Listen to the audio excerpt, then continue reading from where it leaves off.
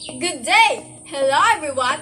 I'm Darren Shay B. Medina, grade 9 STE of Ibiza National High School.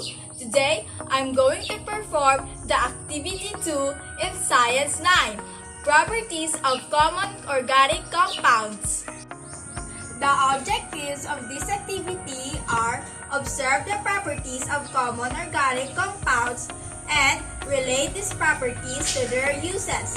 These are the materials: kerosene, lubricating oil, ethyl alcohol, diesel oil, 4 medicine droppers, paper and pen, calculator, matches, 4 pieces of half-inch plastic beads, 4 pieces of 1/4 sheet of long bond papers, 25 ml graduated cylinder, 4 identical test tubes, about 5 inches, and 4 bottle crowns or tansan.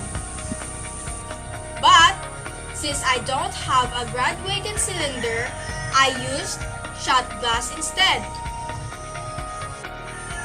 Procedure Number 1, letter A. Use the table below to record your data from this activity.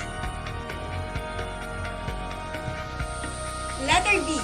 Place 15 ml of each liquid in the 4 identical test tubes and label each test tube according to the liquid it contains.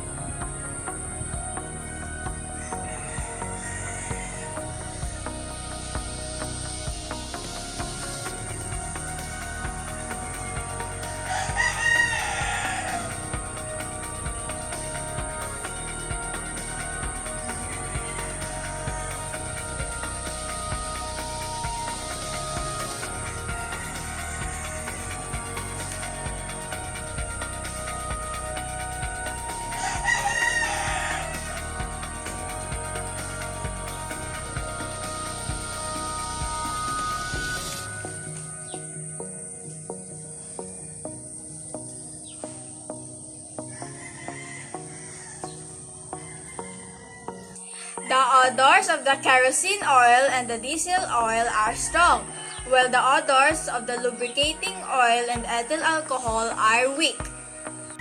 The phase of the materials are all liquids. Procedure number 2. Testing the viscosity of the materials. Letter A. Fill a test tube with the first liquid. Drop 1 plastic bead and then cover it tightly with a cork or rubber stopper. Letter B. Invert the test tube so that the bead falls and touches the cork. Letter C. Quickly turn the test tube in an upright position.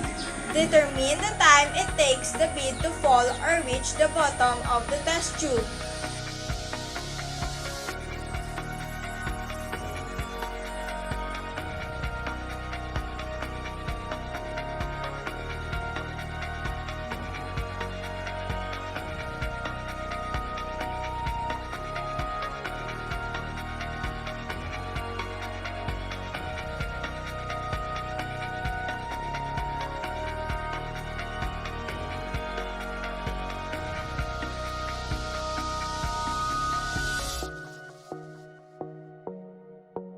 First is kerosene oil, then second is diesel oil, next third is ethyl alcohol, and lastly lubricating oil.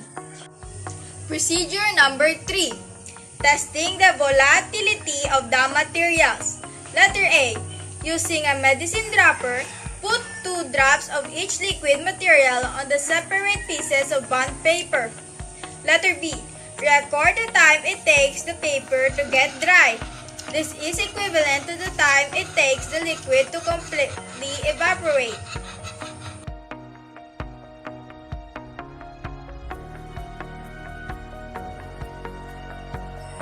The material that evaporates completely first is the kerosene oil. Then, the ethyl alcohol. Next is the diesel oil. And lastly, the lubricating oil. Procedure number 4. Testing for flammability of the materials. Caution! Wear a face mask before performing the following procedure. Have the sand or wet rags near you while doing the test for flammability. Letter A. Prepare 4 bottle crowns or tansan and then place a cotton bud in each crown. Letter B. Wet the cotton buds with 10 drops of the liquid materials. Letter C. Ignite each wet cotton bud using a lighted matchstick. Letter D. Record the time it takes each cotton bud to burn completely. Letter E. Repeat steps A, B, C, and D 4 times so that you will have 5 trials per liquid material. Letter F. Compute for the average time it takes each setup to burn completely. I already prepared the 5 trials for each liquids so that it will be easy.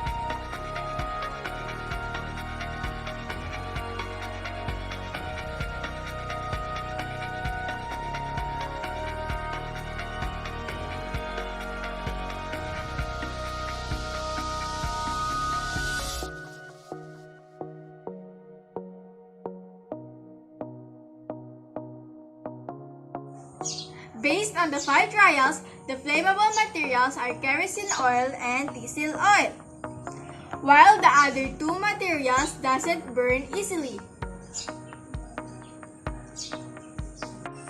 That's all for today. Thank you.